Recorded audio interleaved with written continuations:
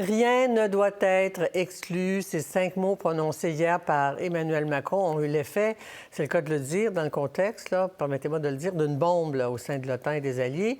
Le président français voulait tout simplement provoquer une réflexion sur la possibilité d'envoyer des troupes en Ukraine sur le terrain. Mais le président français s'est fait rabrouer par ses alliés de Berlin à Washington, vous l'avez entendu en manchette, en passant par Ottawa. Les États membres de l'OTAN ont opposé une fin de non-recevoir à cette idée. Et d'ailleurs, voici la réaction de Bill Blair, le ministre canadien de la Défense nationale. Nous continuerons à fournir l'aide militaire dont l'Ukraine a besoin, mais en tant que membre de l'OTAN, le Canada n'a pas l'intention de déployer des troupes de combat en Ukraine. Est-ce donc la fin de la discussion?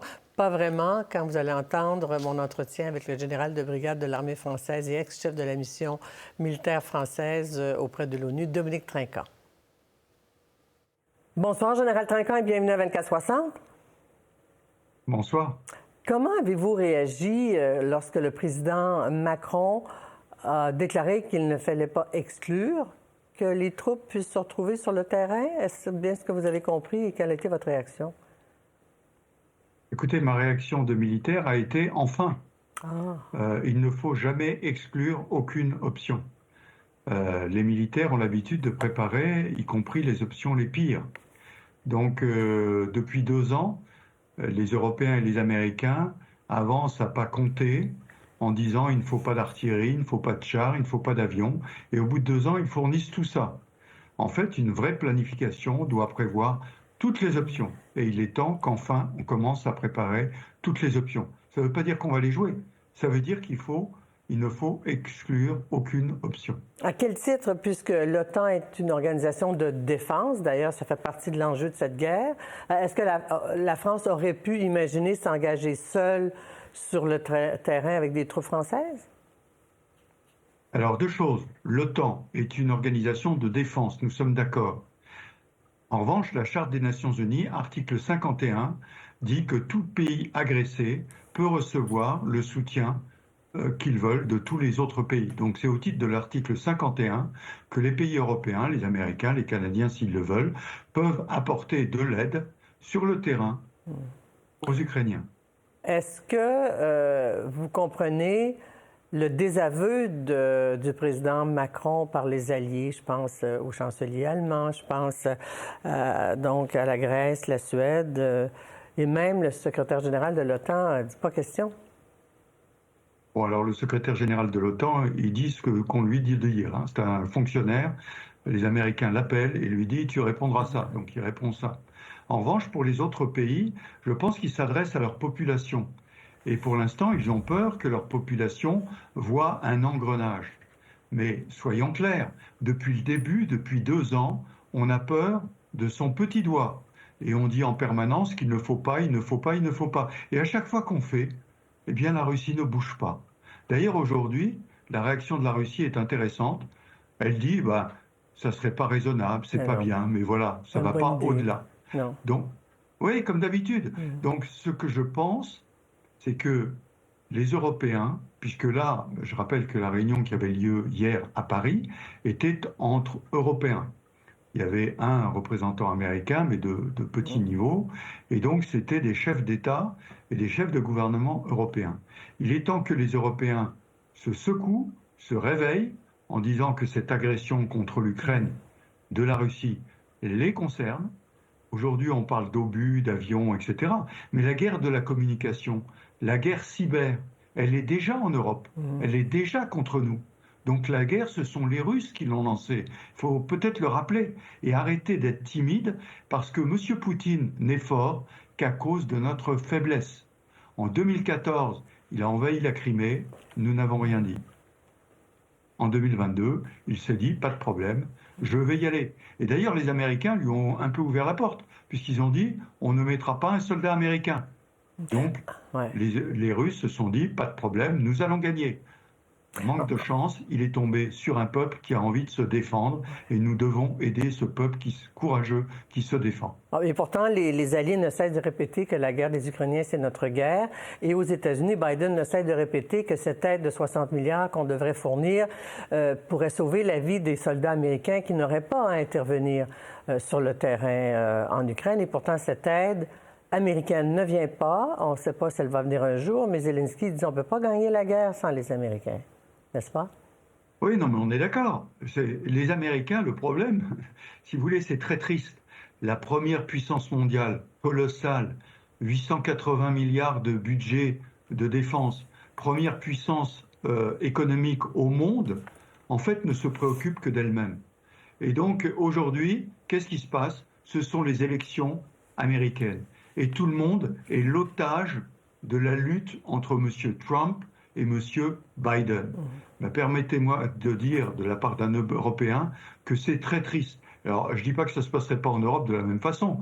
Les hommes politiques pensent bien sûr à leur avenir politique. Mais quand on est la première puissance du monde, on a des responsabilités un peu différentes. Et aujourd'hui, le président Biden cherche à convaincre un certain nombre de congressmen républicains qui veulent soutenir l'Ukraine en leur disant, écoutez, sortez de cette guerre avec M. Trump et pensez à ce que nous faisons pour l'Ukraine et aussi pour l'ordre mondial.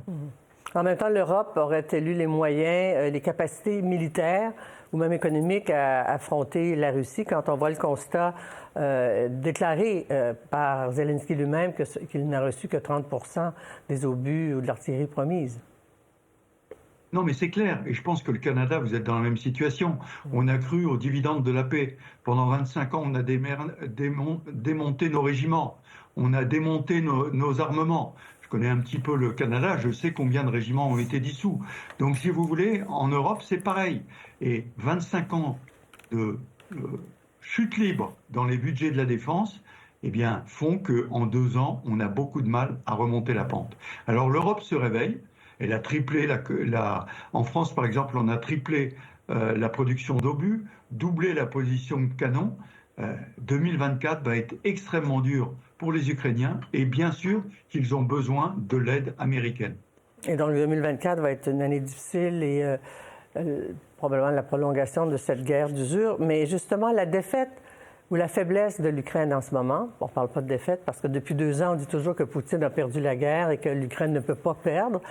Quand M. Zelensky, le président Zelensky, a révélé que les plans de la contre-offensive s'étaient retrouvés sur les tables au Kremlin, qu'est-ce que ça? C'est de la trahison? C'est quoi? Comment vous avez mené des grandes opérations? Comment ça se fait qu'un plan de contre-offensive se retrouve chez l'ennemi? Évidemment, c'est de la trahison. Je rappelle les liens étroits qu'il y a entre l'Ukraine et la Russie. Il y a un certain nombre d'Ukrainiens qui sont pro-russes. D'ailleurs, dès le début de la guerre, il y a eu une épuration qui a été faite, en particulier dans le sud, la région de Kherson. Si les Russes sont avancés si vite en direction de Nikolaïv, c'est parce qu'il y a eu des trahisons. Donc oui, probablement des trahisons. Mais si vous voulez, au-delà de la trahison, je pense que le système défensif russe était tel que les Ukrainiens auraient du mal à le percer. Mon appréciation, c'est qu'après la victoire de Kherson, je rappelle que c'était en novembre 2022, il eût fallu tout de suite poursuivre avant que les Russes n'installent pendant 6 mois un réseau défensif tellement bien installé que les Ukrainiens auraient eu du mal à le percer. Mais est-ce que vous croyez que le plan de défense des Russes a précédé le plan de la contre-offensive? Oui, bien sûr. Mais ça veut dire qu'on était mal renseigné du côté ukrainien sur la défensive russe? Si, mais ils ont cru qu'ils pourraient enfoncer cette défense et ils ont eu tort. Le général Surovikin, entre le mois de janvier et le mois de juin, souvenez-vous, le mois de juin, c'est le moment où M. Prigojine s'est rebellé. Ouais. Eh bien, pendant ces 6 mois, un effort énorme a été fait de défense avec des minages, des tranchées, des plans de feu. Et ils ont eu 6 mois pour se préparer. Ouais. Est-ce que vous croyez toujours à la victoire de l'Ukraine et à quelles conditions, si oui? Alors écoutez, je crois qu'on verra ça, pardonnez-moi d'être un peu, de dire plutôt en 2025. En 2024, il faut tenir. Et il faut arriver à engranger des armements, du renseignement et monter un vrai plan de bataille qui permette de vaincre la Russie. À ce moment-là, la Russie aura 3 ans de guerre, ou presque. Elle aussi, elle souffre, croyez-moi. La bataille d'Adjivka, qui vient d'être gagnée par les Russes, petite victoire tactique, victoire quand même, a coûté 16 000 hommes à l'armée russe. Oh là là, ouais. Bien, elle ne peut pas se permettre des victoires comme ça tous les jours. Elles en ont beaucoup de force quand même. Général Trinquant, merci beaucoup d'avoir réfléchi avec nous à haute voix sur les enjeux actuels en Ukraine. Merci, à bientôt. Pour voir nos émissions en entier, rendez-vous sur la chaîne Ici RDI.